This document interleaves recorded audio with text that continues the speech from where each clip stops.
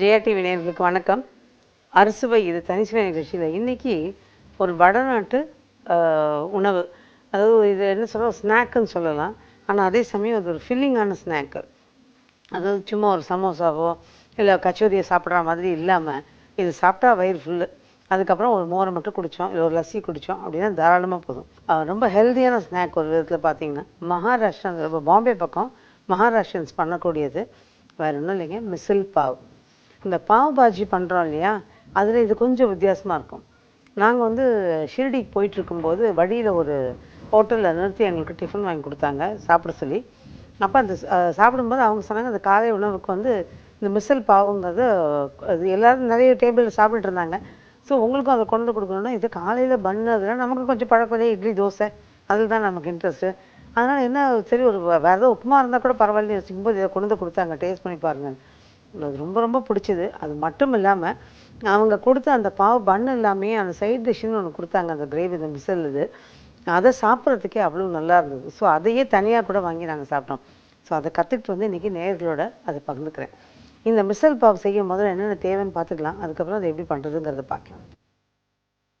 பாவ் பன் தேவையான அளவு: வெங்காயம் பொடியாக நறுக்கியது அரை கப், தக்காளி 3 அரைத்த விழுது, இஞ்சி பூண்டு விழுது 1 டேபிள் ஸ்பூன், முளைக்கட்டி வேக வைத்த காராமணி பயிறு 1 கப், மிளகாய்த்தூள் 2 டீஸ்பூன், தனியாத்தூள் 2 டீஸ்பூன், கரம் மசாலா 1 டீஸ்பூன், உப்பு ருசிக்கேற்ப, எண்ணெய் 4 டேபிள் ஸ்பூன், மிக்சர் சிறிதளவு, வறுத்து அரைத்து கொள்ள கொப்புரை தேங்காய் துருவியது 1/4 கப், வெங்காயம் 1, பாவுடன் பரிமாற சிறிதளவு நறுக்கிய வெங்காயம், கொத்தமல்லி, தக்காளி. இப்போ இந்த மிசல் பாவ் செய்ய தேவையான பொருள்லாம் பார்த்துட்டோம் இல்லையா. இந்த பயிறு பார்த்திங்கன்னா அந்த காராமணி பயிறு சின்னதாக வருது, பொடியாக வருது. பெரிய காராமணியில் சின்ன காராமணி. இதை வந்து நல்லா ஊற வச்சு ஒரு நாள் ஊற வச்சுடுங்க. ஊற வச்சு ஒரு 7-8 மணி நேரம் ஊறினதுக்கப்புறமா அதை நல்லா தண்ணியை வடிச்சிட்டு ஒரு துணியில் கட்டி வச்சுடுங்க. அப்பப்போ அந்த துணியை கட்டினதை வந்து ஒரு வடிகட்டியில் வச்சு நல்லா டைட்டாக மூடியும் வச்சுடுங்க. ஸோ வடிகட்டியில் கீழே லேசாக காற்றும் போகும், மேலே மூடியும் டைட்டாக இருக்கும். இந்த நிலையில் இதை ஒரு நாளைக்கு ஒரு தடவை லேசாக தண்ணி தெளிச்சிடுங்க. ஒரு 2 நாள் கழித்து 3ஆவது நாள் பார்த்தீங்க அப்படின்னா நல்லா முளை கட்டிட்டு நிற்கும். நீங்கள் அது முளை கட்டும்போது ஏற்கனவே எல்லாருக்குமே நிறைய பேர் தெரிஞ்சிருக்கும், இந்த முளைக்கட்டின பயிரில் வேல்யூஸ், அதாவது அதில் உள்ள சத்துக்கள் மிக மிக அதிகம். அதனால் அந்த வகையில் இந்த பயிரை வந்து நம்ம நல்லா முளை கட்டி வச்சுட்டு இது உபயோகப்படுத்தணும். இது பொதுவாகவே அந்த மாதிரி தான் அவங்க உபயோகப்படுத்துகிறாங்க. காராமணி பயிர் ஒருவேளை நீங்கள் முளைக்கட்டின பயிர் கிடைக்கலன்னா பாசி பயிரை வந்து சப்ஸ்டியூட் பண்ணிக்கலாம். அது லேசாக சின்னதாக ஒரு முளை விட்டு கூட நீங்கள் எடுத்து இதே மாதிரி சப்ஸ்டியூட் பண்ணிக்கலாம். இது லேசாக உப்பு போட்டு வேக வச்சு நான் ரெடியாக வச்சுருக்கேன். அதே மாதிரி இதுக்கு வந்து ஒரு மசாலா, பொதுவாக அந்த மகாராஷ்டிரன்ஸ் வந்து கோடா மசாலான்னு ஒன்று பண்ணுறாங்க. அந்த கோடா மசாலா வந்து நம்ம எல்லாருமே அது சரியாக ரொம்ப நிறைய செஞ்சு வச்சுக்கிறது இல்லை, ஏன்னா அது நிறைய விஷயங்களுக்கு அவங்க பயன்படுத்திடுறாங்க. பட் அதுக்கு பதிலாக நம்ம என்ன யூஸ் பண்ணலாம், அந்த கோடா மசாலா இல்லாமல் நான் இதை பண்ணணும்னா எப்படி பண்ணணும்னு கேட்கும்போது அவங்க சொன்னாங்க, இல்லை நீங்கள் சாதாரணமாக இருக்கிற கரம் மசாலாவில் யூஸ் பண்ணிக்கோங்க, அது போதும் அப்படின்னு சொல்லும்போது இந்த கரம் மசாலா ரொம்பவே நல்லா இருந்தது. அந்த அந்த டேஸ்ட்டை வந்து கிட்டத்தட்ட ஒரு 90% கிட்ட கொண்டு வந்துருச்சு. அந்த கோடா மசாலா போடும்போது ஒரு ஃபுல் டேஸ்ட்டு அந்த மகாராஷ்டிரன் இதுவே கிடைக்கும். அது இல்லாமல் கிட்டத்தட்ட ஒரு 90% அந்த டேஸ்ட் வந்துச்சு. ஸோ நான் சாப்பிட்ட இடத்துலையும் அவங்க அதான் சொன்னாங்க, நாங்கள் பெரிய பெரிய லெவலில் பண்ணும்போது இந்த கோடா மசாலா போட்டு தான் பண்ணணுங்கிறது, நாங்களும் கரம் மசாலா சேர்த்துக்கணும், நீங்கள் அந்த மாதிரி பண்ணுங்கன்னாங்க. ஸோ இன்றைக்கி இந்த கோடா மசாலாவுக்கு நான் சப்ஸ்டியூட் பண்ணது கரம் மசாலா. அது எந்த இதுவாக இருந்தாலும் நீங்கள் கரம் மசாலா யூஸ் பண்ணிக்கலாம். இப்போ முதல்ல இதுக்கு வந்து நம்ம ஒரு பாத்திரம் வச்சு இந்த கொப்பரை துருவல் இருக்குது, அதையும் வெங்காயத்தையும் வதக்க போகிறோம்.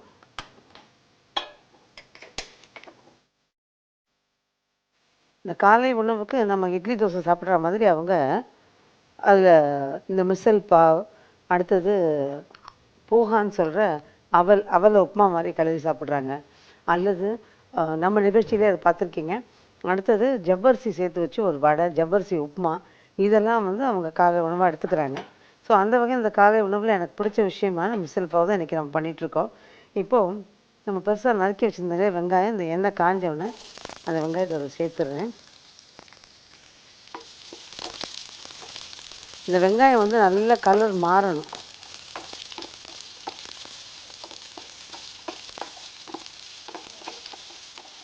நல்லா வதங்கணும். பொதுவாக நிறைய ஊர்களுக்கு பிரயாணம் பண்ணும்போது அந்த ஊரில் உள்ள ஒரு பாரம்பரியமான உணவு, அந்த ஊரில் உள்ள ஸ்பெஷாலிட்டி, ஒரு டேஸ்டியான ஃபுட்டு, இந்த மாதிரி நம்ம தேடி பார்த்துட்டு அதை கற்றுக்கிட்டு வந்து நம்ம பண்ணும்போது ஒரு வித்தியாசமான சுவையோட நமக்கு ஒரு வித்தியாசமான டிஃபன் கிடைக்கும். நம்ம பொதுவாக நம்ம பண்ணுறதுலே இல்லாமல் ஒரு மாற்றம் இருக்கும். அந்த மாற்றம் இருக்கும்போது அது ரொம்பவே ரசிப்பாங்க. வீட்டில் இருக்கவங்களும் வெளியில் இருக்கவங்களும் ஃப்ரெண்ட்ஸோ இல்லை ரிலேட்டிவ்ஸோ யார் சொந்தக்காரங்களோ யார் இருந்தாலும் ஒரு வித்தியாசமான சுவை கொடுக்கும்போது எல்லாம் ரசிப்பாங்க. ஸோ நிறைய விஷயங்கள் நம்ம வெளியில் போகும்போது மற்ற விஷயம் மட்டும் பார்க்காம உணவையும் தேடி அது என்னென்ன மாதிரி புதுசாக இருக்குங்கிறது கண்டுபிடிச்சி கற்றுக்கிட்டு வந்தோம்னா ரொம்பவே நல்லாயிருக்கும். இது நல்லா வதங்கியிருக்கு. இப்போது இதில் நம்ம இந்த கொப்பரை துருவல் இருக்குது இல்லையா, அதை சேர்த்துருவோம். அதையும் இதோடு சேர்த்து வதக்கிடுவோம். இந்த மிசல் பாவே ஒவ்வொருத்தர் ஒவ்வொரு மாதிரி பண்ணுறாங்க. பொதுவாகவே நம்ம சாம்பார் பார்த்திங்கன்னா ஒருத்தர் வந்து பூண்டு சேர்த்து பருப்பு வேக வைப்பாங்க, ஒருத்தர் சீரகம் சேர்த்து பருப்பு வேக வைப்பாங்க, ஒருத்தர் வந்து தாளிச்சிட்டு சாம்பார் வதக்கி வைப்பாங்க, ஒருத்தர் வந்து சாம்பார் வச்சதுக்கப்புறம் தாளித்து கொட்டுவாங்க. அந்த மாதிரி நிறைய விஷயங்கள் நம்மளோட உணவில் மாற்றம் இருக்கா மாதிரி அந்த ஊர்லேயும் பார்த்திங்கன்னா விதவிதமான இந்த மிசல் பாவு செய்கிறாங்க. ஒருத்தர் இன்றைக்கி நான் பண்ணுற மாதிரி பண்ணுறாங்க, ஒருத்தர் வேறு மாதிரி பண்ணுறாங்க. ஸோ விதவிதமாக இருக்குது. அதில் நான் கற்றுக்கிட்டு வந்து நான் சுவைச்சே எனக்கு பிடிச்ச ஒரு விஷயம் தான் இன்றைக்கி உங்களோட பகிர்ந்துக்கிறேன். இதுவும் நல்லா வதங்கிடுச்சு. இப்போ இதை வந்து விழுதாக அரைச்சிட்டு வந்துடலாம். இந்த வெங்காயத்தோட வாசனையும் அந்த கொப்பரையோட வாசனையும் நல்லாயிருக்கும். இதில் அடுப்பு ஆஃப் பண்ணிடுறேன். இது நல்லா ஆற வச்சு இந்த விழுதாக அரைச்சிட்டு வந்துட்டு நம்ம எப்படி தாளிக்கிறதுங்கிற பார்க்கலாம். இது ஆறி நம்ம தாளிக்கிறதுக்குள்ளார அறுசுவை தனிசுவை நிகழ்ச்சியில் ஒரு சின்ன பிரேக்.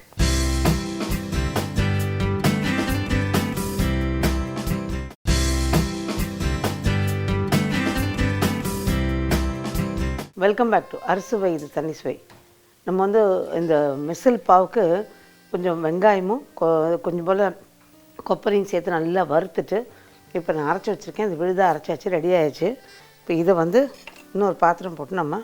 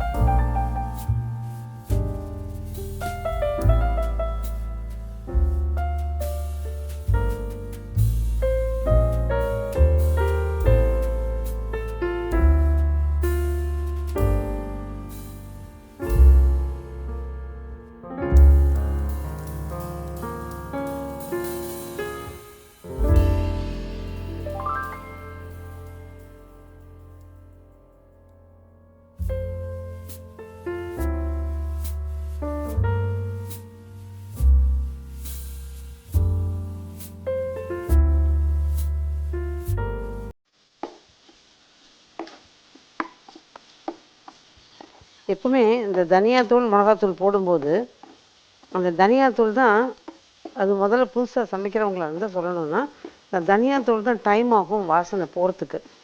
மிளகாத்தூளை போட்டோன்னா கொஞ்சம் நேரத்தில் வாசனை சரியாயிடும். ஆனால் பொதுவாக என்ன சொல்லுவாங்க, இந்த மிளகா வாசனை வெண்மிளகா வீசி இருக்குதும்பாங்க. அதாவது அந்த மிளகாயோட பச்சை வாசனை இருக்கும்பாங்க. பட் ஆனால் அந்த தனியாத்தூளும் முதல்ல வதக்கிட்டு அப்புறம் மிளகாத்தூளை போட்டு வதக்குனீங்கன்னா சரியாக இருக்கும். இல்லை நீங்கள் வதக்கிறதுக்கு டைம் இல்லை, நம்ம ரெண்டும் ஒன்றா சேர்த்து இந்த மாதிரி வதக்குறீங்க அப்படின்னா கைவிடாமல் கிளறினீங்கன்னா அந்த வாசனை ஒரு விடுபட்டுடும். ஸோ இது ரெண்டுத்துலேயும் ஈஸியாக இருக்கும். அந்த மொதல் செய்கிறவங்களுக்கு இந்த தனியாத்தூளை முதல்ல போட்டு வதக்கிடுங்க. அதுக்கப்புறமா அது மிளகாத்தூளை போட்டு வதக்குனீங்கன்னா உங்களுக்கு ஈஸியாக அந்த ஃப்ளேவர் நல்லா கரெக்ட் பண்ணி வந்துடும். இப்போ நல்ல வாசனை வர ஆரம்பிச்சிருச்சு. அந்த மிளகாத்தூளோட வாசனை போய் அந்த பச்சை வாசனையெல்லாம் போய் நல்ல ஃப்ளேவர் கொடுக்குது. இப்போ இந்த ஸ்டேஜில் தக்காளி விழுத அரைச்சி வச்சுருக்கோம் இல்லையா, அது இதில் ஊற்றிடலாம்.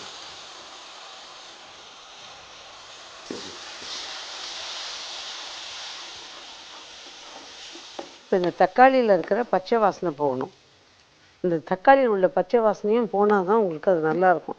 இது எல்லாமே பொதுவாக கொஞ்சம் டைம் ஆனாலும் அந்த வாசனை பச்சை வாசனை இல்லாமல் நம்ம பண்ணும்போது தான் ஒரு முழுமையான டேஸ்ட் கிடைக்கும். அதை விட்டுட்டு நம்ம அவசரம்னு பண்ணிவிட்டு அதை பச்சை வாசனையே போகாமல் இருந்ததுன்னு வச்சுக்கோங்க, நல்லாவே இருக்காது. இப்போ இது நல்லா கொதித்து இந்த பச்சை வாசனை போகணும். அதுக்கப்புறம் தான் நம்ம மற்றதெல்லாம் சேர்க்கணும். இன்னும் கூட கொஞ்சம் தண்ணி ஊற்றிக்கலாம். இந்த அளவுக்கு நான் இப்போ ஒரு 1.5 டம்ளர் தண்ணி ஊற்றிருப்பேன். இப்போ இது கொதிக்குது இல்லையா, இந்த கொதிக்க ஆரம்பிக்கிறதுக்குள்ளார நம்ம இந்த வேக வச்சு வச்சுருக்க இந்த பயிரை போட்டுடலாம். அப்புறம் தேவையான உப்பையும் போட்டுடலாம். இப்போ இது நல்லா கொதிக்கணும். அதுக்கப்புறமா நம்ம அந்த அரைச்ச விழுது, கரம் மசாலா, கொத்தமல்லி இதெல்லாம் சேர்த்து கொதிக்க வச்சு இறக்கிட்டு அதுக்கப்புறம் இதை எப்படி பரிமாறணுங்கிறத பார்க்கலாம். இது கொதிச்சுட்டு இருக்கிறதுக்குள்ளே அறுசுவை இது தனி சுவை நிகழ்ச்சியில் ஒரு சின்ன பிரேக்.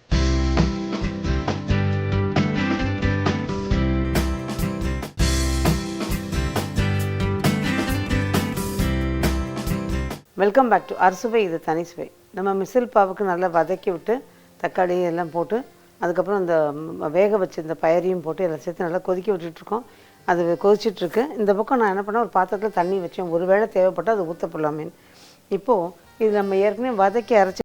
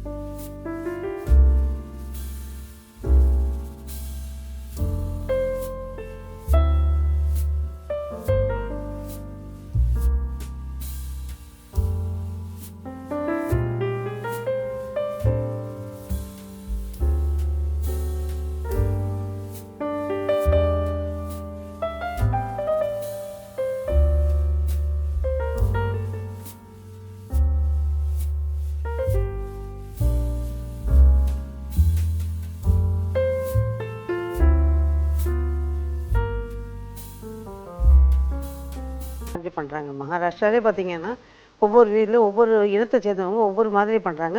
இதில் வந்து சில பேர் பார்த்தீங்கன்னா புது ட்ரெண்டு கொண்டு வராங்க.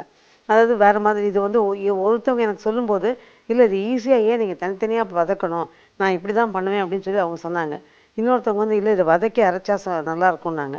இன்னொருத்தவங்க பார்த்தீங்கன்னா இந்த வெங்காயம் கொப்பரை வறுத்து அரைச்சோம் இல்லையா, அதோடய கூட மிளகாத்தூள் தனியாத்தூள் போட்டு அதுவும் அரைச்சி பண்ணிங்கன்னா நல்லா இருக்குனாங்க. ஸோ இந்த 3-4 விதங்களையும் நான் ட்ரை பண்ணது எனக்கு பிடிச்ச விஷயத்தை தான் இன்றைக்கி நான் உங்களோட பகிர்ந்துட்டு இருக்கேன்.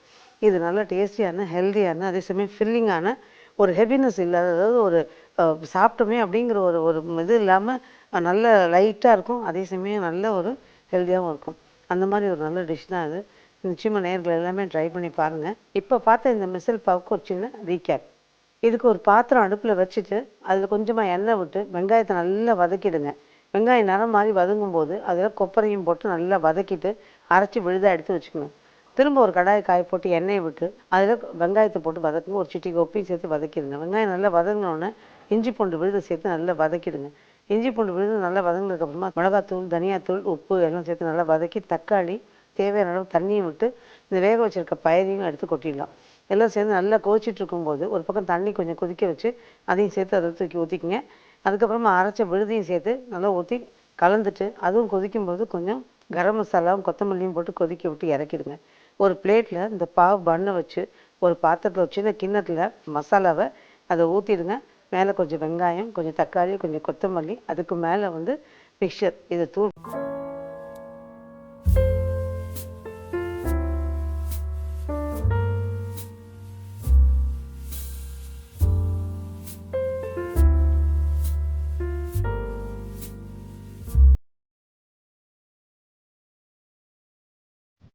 இந்த பாவ் பன்னு இன்றைக்கி நம்ம மிசல் பாவாக பண்ணியிருக்கோம் இல்லையா, நீங்கள் இதே கொஞ்சம் இன்ட்ரெஸ்டிங்காக பண்ணணும் அப்படின்னா இந்த பாவ் பன் பார்த்தீங்கன்னா நம்ம நல்ல சாஃப்ட் பன்னாக இருக்கும், கொஞ்சம் நல்ல ஒரு உயரமான பன்னாக இருக்கும்.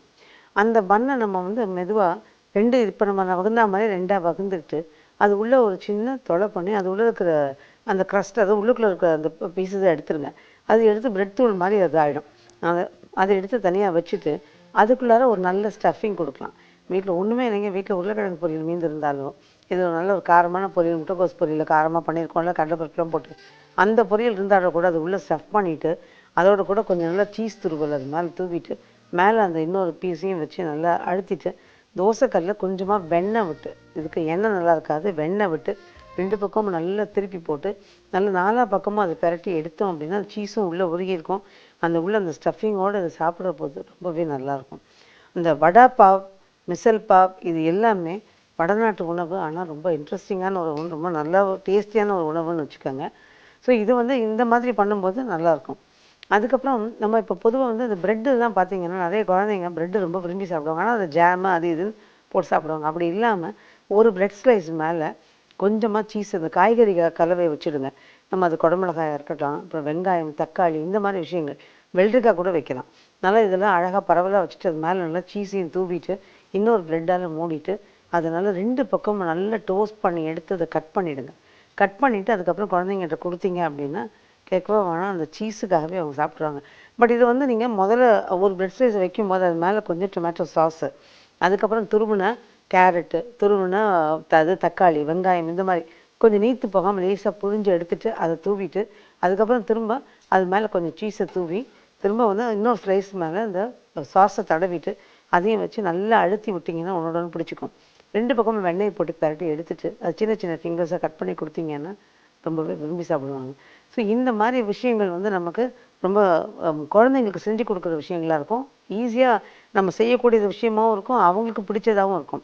அதே மாதிரி இந்த பழைய பன்னு மீந்து போச்சுன்னா நிறைய பேர் கேட்பாங்க, அந்த பழைய பன்னோ ப்ரெட்டோ மீந்து போகுது மேடம், அது வந்து நாங்கள் ப்ரெட் தூள் மட்டும் தான் பண்ணுவோம், அந்த ப்ரெட் தூளை வச்சு நாங்கள் என்ன பண்ணலாம் அப்படின்னு. ஸோ ப்ரெட் க்ரம்ஸ் பார்த்திங்கன்னா நம்ம நிறைய விஷயங்களுக்கு நல்லாவே பயன்படுங்க. ஒரு குழம்பு தண்ணியாக போயிடுச்சுன்னு வச்சுக்கோங்க, ஒரு சாம்பார் தண்ணியாக போயிடுச்சு வச்சுக்கோங்க, இந்த ப்ரெட் தூளில் வந்து நல்லா காஞ்ச ப்ரெட் தூளையே அது மேலே கொஞ்சமாக தூண்டிங்கன்னா அந்த ருசியை மாற்றாமல் திக்காக்கும், குழம்ப கொஞ்சம் திக்காக்கும். அதுக்கு நான் அள்ளி வீசவும் கூடாது, அளவாக போட்டுட்டு நல்லா கலந்து விட்டிங்கன்னா அது கொதிக்க கொதிக்க 2 நிமிஷத்தில் டக்குன்னு கொதி வந்து அது நல்லா அந்த தண்ணியெலாம் இழுத்துக்கிட்டு குழம்பு திக்காயிடும், ருசியும் மாறாது. இந்த மாதிரி அது நல்லாயிருக்கும்.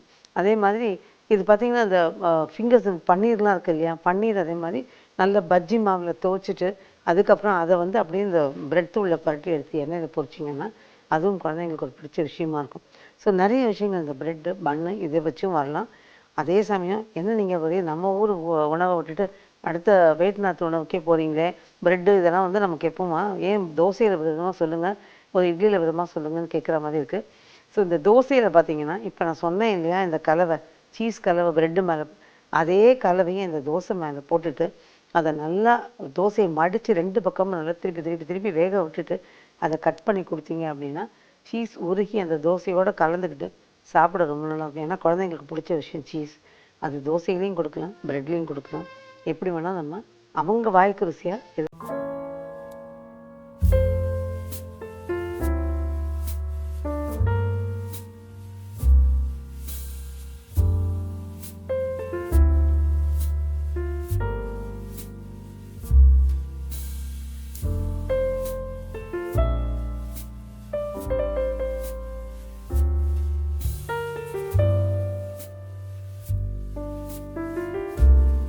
கூடிய ஒரு நல்ல டிஷ்ஷு. அவங்களுக்கு எப்படி ஒரு ஹெல்த்தியான டிஷ்ஷோ அதே மாதிரி அதை சாப்பிடும்போது நம்மளும் அதை ஹெல்த்தியாக ஃபீல் பண்ணுவோம். இதே மாதிரி இன்னும் நிறைய ரெசிபியோட வரும் வாரமும் அறுசுவை இது தனி சுவை நிகழ்ச்சியில் உங்களை சந்திக்கிறேன். நன்றி, வணக்கம்.